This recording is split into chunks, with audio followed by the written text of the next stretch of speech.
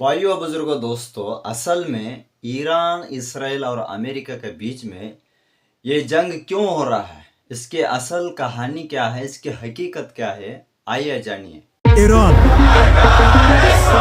America Iran is a disgrace. और Israel, We targeted Iran's main enrichment facility. आखिर इन सब की लड़ाई है किस बात? Israel launched multiple strikes on Iran. दुनिया में 57 इस्लामिक कंट्रीज हैं, लेकिन क्या वजह है कि अमेरिका और इजराइल इन सब को छोड़कर एक ही कंट्री ईरान के पीछे पड़ा है? ईरान और अमेरिका की इस जंग को पूरा समझने के लिए हमें पीछे जाना होगा, all the way to world war 2। We shall never surrender. World war 2 में दुनिया की हर कंट्री के पास सिर्फ दो ऑप्शंस थे कि या तो वो ब्रिटिश एम्पायर का साथ दे और या हिटलर का, Dass ich nicht in diesen Jahren für dich eingesetzt habe. जिसमें दुनिया के ज्यादातर कंट्रीज ने ब्रिटिश एम्पायर का साथ दिया। लेकिन उस वक्त ईरान के बादशाह ने ब्रिटिश एम्पायर को छोड़कर हिटलर के साथ हाथ मिलाया, Ich werde nicht eingeladen. जिसके बाद ईरान और जर्मनी बहुत ही क्लोज दोस्त बनने लगे और ये बात ब्रिटिश एम्पायर को बिल्कुल पसंद नहीं थी। इसीलिए ब्रिटेन ने हर तरफ से ईरान पर हमला कर दिया और बहुत तेजी से पूरा ईरान फतह करने लगे। ये देखकर ईरान के बादशाह ने कुछ ही दिनों में ब्रिटिश एम्पायर के सामने सरेंडर कर दिया और उनसे अपनी बादशाहत बचाने की भीख मांगने लगा, जिस पर ब्रिटिश एम्पायर ने कहा, ठीक है, लेकिन हमारी एक शर्त है, तुम्हें ईरान के तख्त से हटना होगा और अपने 22 साल के जवान बेटे को ईरान का नया बादशाह बनाना होगा, क्योंकि उसका ये बेटा रजा शाह पहलवी ब्रिटिश एम्पायर का एक वफादार पपेट था। ईरान का ये नया बादशाह अंग्रेजों से बहुत ज्यादा इंस्पायर था। वो चाहता था ईरान के लोग भी बिल्कुल वेस्ट की तरह कपड़े पहने, उन्हीं की तरह पार्टियां करें और अपने सारे ट्रेडिशंस को भूल जाए। इसीलिए वो पहले दिन से ये कोशिश कर रहा था कि किसी तरह इस्लाम को ईरान के लोगों से दूर कर दिया जाए, जिसकी वजह से उसने ईरान में हिजाब पहनने पर पाबंदी लगाई, बहुत सारे मदरसों और मस्जिदों को बंद कर दिया और ईरान के बड़े बड़े इस्लामिक स्कॉलर्स को गिरफ्तार करने लगा और इनकी जगह म्यूजिक, पार्टीज और शराब को पूरे ईरान में फैलाने लगा। यहाँ तक एक टाइम ऐसा आया कि ईरान में इतनी शराब बनने लगी कि ईरान जैसा इस्लामिक मुल्क दुनिया को शराब एक्सपोर्ट करने लगा। ईरान के इस बादशाह का ख्याल था कि वो जो भी कर रहा है बहुत ही अच्छा काम कर रहा है। I mean to be, as you say, the king of kings. यहाँ तक कि उसने एक दिन सऊदी के किंग फैसल को कहा कि तुम ये क्या पुराने जमाने में रह रहे हो, तुम्हें चाहिए कि सऊदी को भी बिल्कुल वेस्ट की तरह एक लिबरल कंट्री बना। लेकिन सऊदी के किंग फैसल ने ऐसा करने से इनकार कर दिया। लेकिन यहाँ पर फनी बात यह है कि आज वही सऊदी ईरान से कहता है कि तुम भी थोड़ा लिबरल बनो, लेकिन अब ईरान उसकी बात नहीं मानता। आखिर ईरान के बादशाह ने ईरान को इस्लाम से इतना दूर करने की कोशिश की कि ईरान के सारे बड़े इस्लामिक स्कॉलर्स अपने इस बादशाह के खिलाफ होने लगे, जिसके बाद ईरान की मस्जिदों और मदरसों में ये स्कॉलर्स बादशाह के खिलाफ स्पीचेस करने लगे, जिसमें सबसे बड़े स्कॉलर का नाम था आयतुल्लाह खुमैनी। खुमैनी और उसके फॉलोअर्स ईरान की आवाम को बादशाह के खिलाफ बगावत के लिए भड़काने लगे। Khomeini, they cried, we're waiting for you. आखिर खुमैनी की ताकत ईरान में इतनी बढ़ गई कि ईरान के बादशाह ने उसे गिरफ्तार करके ईरान से हमेशा के लिए बाहर निकाल दिया, जिसके बाद इमाम खुमैनी ईरान को छोड़कर इराक में रहने लगे, जहां एक यंग लीडर उसकी हर हरकत को बहुत गौर से नोट कर रहा था, सद्दाम हुसैन। आहिस्ता आहिस्ता सद्दाम हुसैन भी खुमैनी की ताकत को देखकर उससे डरने लगा। यहाँ तक कि एक दिन उसने ईरान के बादशाह से कहा कि अगर आप चाहते हैं तो मैं खुमैनी को साइड पे करके उसे गोली मार देता हूँ, जो सद्दाम के लिए एक बहुत ही आम बात थी और इसे हम पूरा एक्सप्लेन कर चुके हैं। लेकिन ईरान के बादशाह ने कहा कि नहीं, इसे मारने की कोई जरूरत नहीं, ये बुड्ढा खुमैनी मेरा कुछ भी नहीं बिगाड़ सकता। इमाम खुमैनी इराक में बैठकर अपनी स्पीचेस को कैसेट्स में रिकॉर्ड करने लगा, जिन्हें फिर बहुत सीक्रेटली स्मगल करके पूरे ईरान में फैला दिया जाता था। और खुमैनी की बातें सुनकर लोग इतना इंस्पायर होते थे कि वो आहिस्ता आहिस्ता ایران کے بادشاہ سے زیادہ امام خمینی کو اپنا لیڈر ماننے لگے. لیکن پھر بھی ایران کے بادشاہ کو ہٹانا کوئی آسان کام نہیں تھا, کیونکہ اس کے پاس ایک بہت ہی خطرناک فوج اور سپر پاور امریکہ کا فل سپورٹ حاصل تھا. America gave us generous and valuable financial and military assistance. اور وہ مسلمان دنیا میں امریکہ کا فیورٹ پپٹ تھا. لیکن یہاں پر جب ایران کا بادشاہ اپنی طاقت کی پیک پر تھا, اس نے اپنی زندگی کی سب سے بڑی غلطی کی. The Flames of Persia.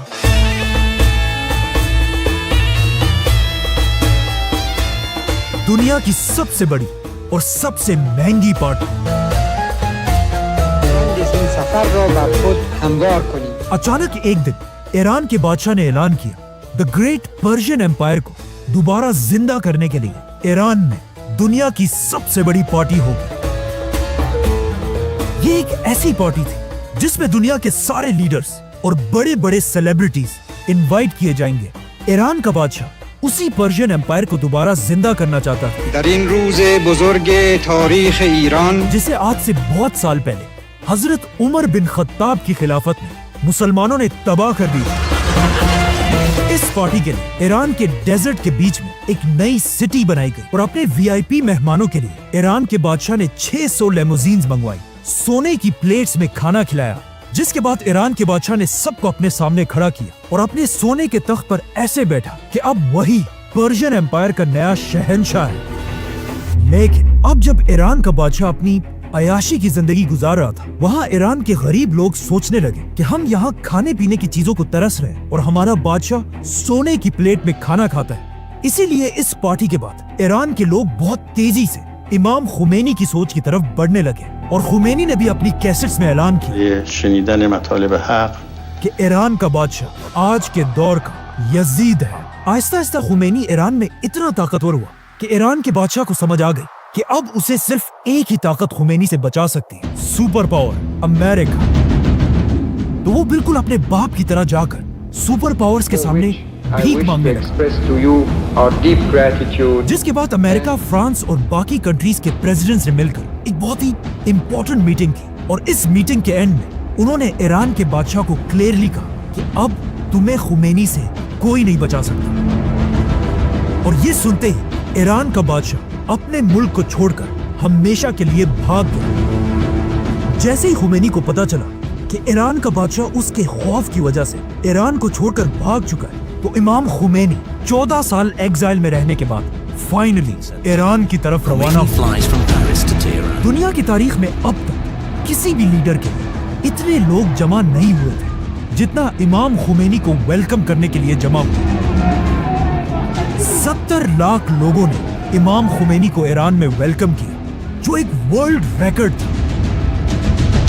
جیسے ہی خمینی ایران پہنچے, ایران کی زمین سے پہلی بار ڈیتھ ٹو امریکہ اور ڈیتھ ٹو اسرائیل کے نعرے لگنے لگے.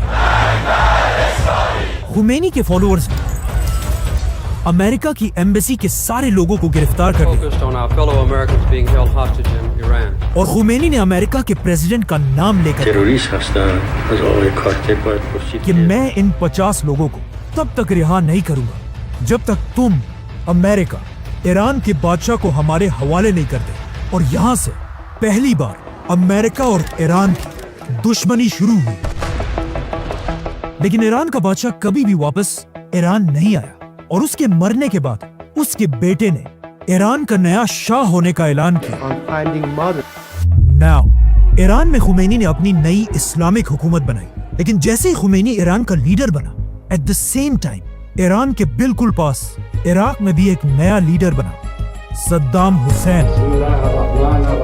لیکن یہاں مسئلہ یہ تھا کہ دنیا کے باقی لیڈرز خمینی کی طاقت سے بہت ڈرتے تھے, کیونکہ خمینی اپنے سپیچز میں بار بار باقی مسلمان دنیا کی عوام کو اپنے بادشاہوں کے خلاف بغاوت کرنے پر ابھارتے تھے. یہ دیکھ کر عراق کے لیڈر صدام حسین نے امریکہ اور عرب لیڈرز کے کہنے پر خمینی پر حملہ کر دیا اور 8 سال تک ایران اور عراق کے درمیان ایک بہت ہی سخت جنگ ہوئی. لیکن صدام حسین کے پاس پوری دنیا کی سپورٹ ہونے کے بعد بھی وہ خمینی کو اس کے تخت سے ہٹا نہیں سکا.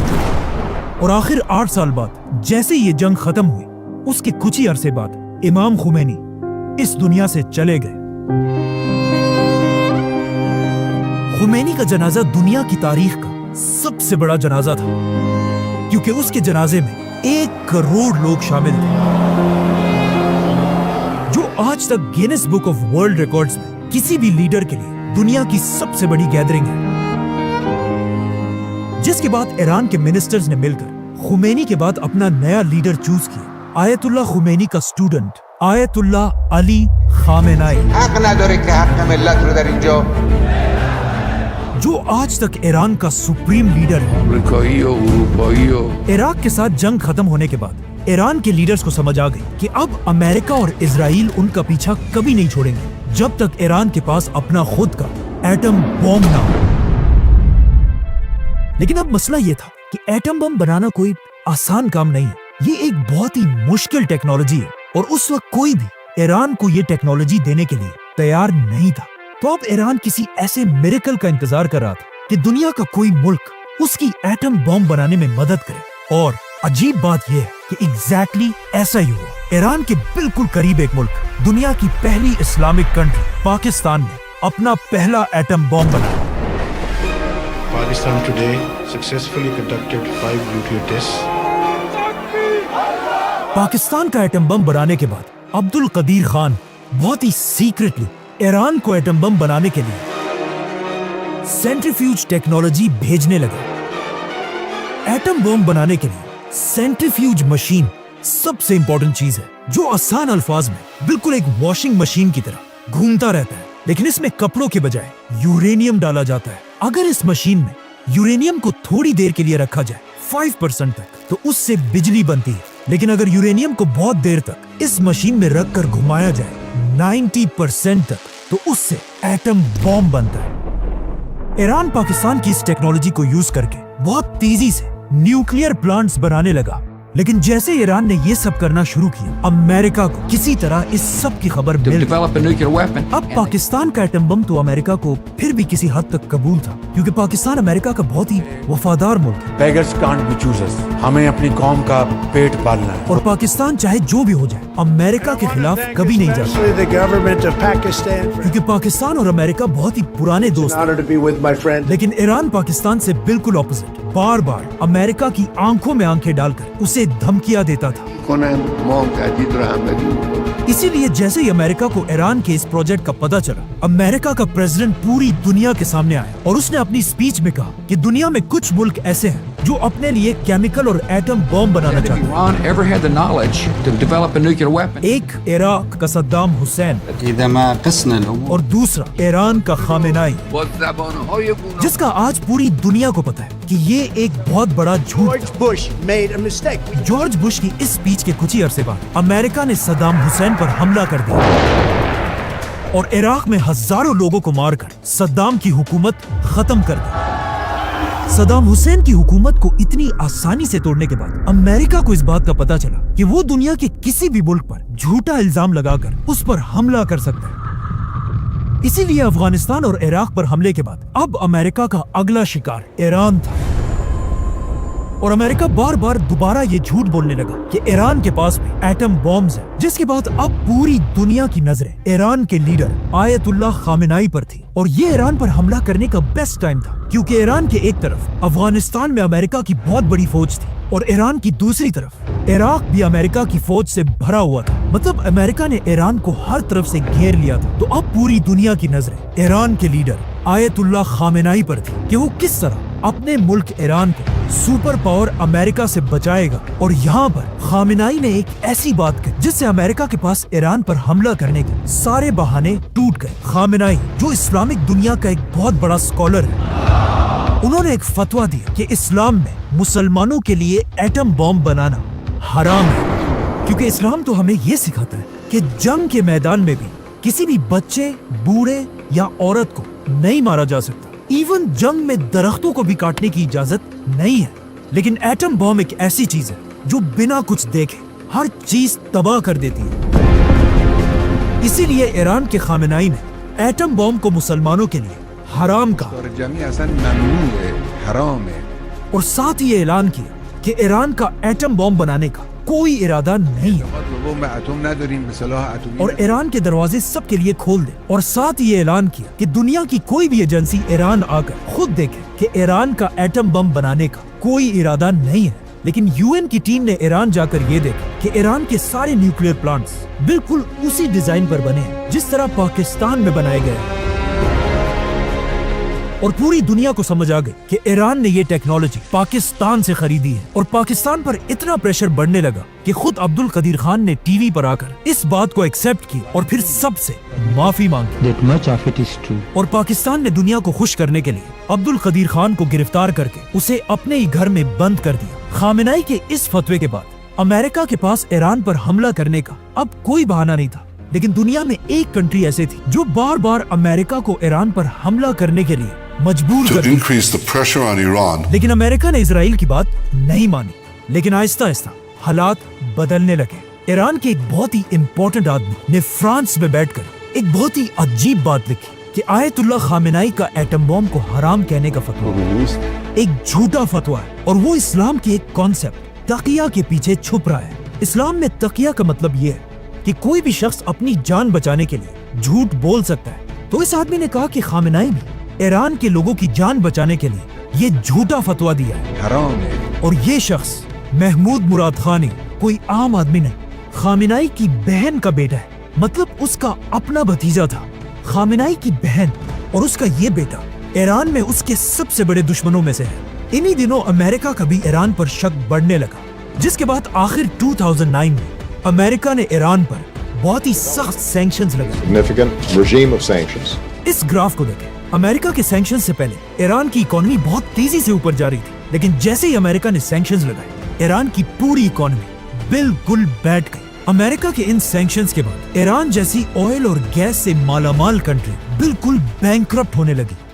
امریکہ کی مرضی کے بغیر ایران اپنا گیس پوری دنیا میں کسی کو نہیں بیچ سکتا۔ ایون اپنے قریبی ملک پاکستان سے ڈیل کے بعد بھی پاکستان ایران سے گیس نہیں خریدتا، اور ایران کی سستی گیس چھوڑ کر دور قطر سے LNG منگواتا ہے۔ یہ ایسا ہی ہے کہ کوئی کسی بڑے چودھری کے ڈر سے اپنے گھر کے پاس والی دکان کی چیزوں کو چھوڑ کر روز دور جا کر مہنگی چیزیں خریدتا ہو۔ صرف 3 بڑی کنٹریز دنیا میں ایسی ہیں جو ایران کے ساتھ آج بھی بزنس کرتی ہیں، چائنا، رشیا اور انڈیا۔ آخر امریکہ کے ان سینکشنز کی وجہ سے ایران کے حالات اتنے خراب ہوئے کہ ایران کی گورنمنٹ امریکہ سے ڈیل کرنے کے لیے تیار ہو گئی، اور آخر امریکہ کے پریزیڈنٹ باراک اوباما کے ساتھ ایران نے نیوکلیئر ڈیل کہ ایران ایٹم بم نہیں بنائے گا، جس کے بدلے میں امریکہ ایران سے سارے سینکشنز ہٹا دے گا اور ایران کی اکانومی دوبارہ سٹرونگ ہو جائے گی، جو دونوں ملکوں کے لیے ایک بہت بڑی کامیابی تھی۔ لیکن پہلے دن سے امریکہ میں ایک شخص ایسا تھا جو اس ڈیل کے سخت خلاف تھا، ڈونلڈ ٹرمپ۔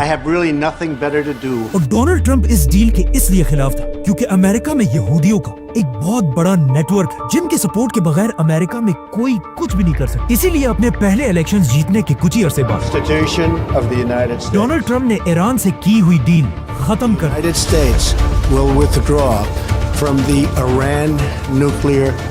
اور ایک بار پھر ایران کی اکانومی کمزور کرنے کے لیے ایران پر سخت سینکشنز لگائے، جس سے ایران کی اکانومی ایک بار پھر تیزی سے گرنے لگی۔ لیکن آف کورس ایران بھی ایران ہے، وہ باقی مسلم دنیا کی طرح ڈر کر خاموش رہنے والا نہیں تھا۔ جیسے ہی ٹرمپ نے ایران پر پابندیاں لگا، ایران نے اپنا نیوکلیئر پروگرام دوبارہ شروع کیا۔ لیکن دوسری طرف ڈونلڈ ٹرمپ کو بھی سب جانتے کہ وہ دنیا میں اپنے علاوہ کسی کی بھی بدماشی برداشت نہیں کرتا۔ جب ایران نے امریکہ کی آنکھوں میں آنکھیں ڈالی، ڈونلڈ ٹرمپ نے انہیں سبق سکھانے کے لیے اچانک ایک دن ایک میزائل حملے سے ایران کے آرمی چیف قاسم سلیمانی کو اڑا دیا۔ یہ ایران اور اس کے عوام کے لیے ایک بہت ہی بے عزتی کی بات تھی کہ کوئی اتنی آسانی سے پوری دنیا کے سامنے ان کے آرمی چیف کو مار دے، جس سے آہستہ آہستہ ایران میں امریکہ کے خلاف غصہ بڑھنے لگا۔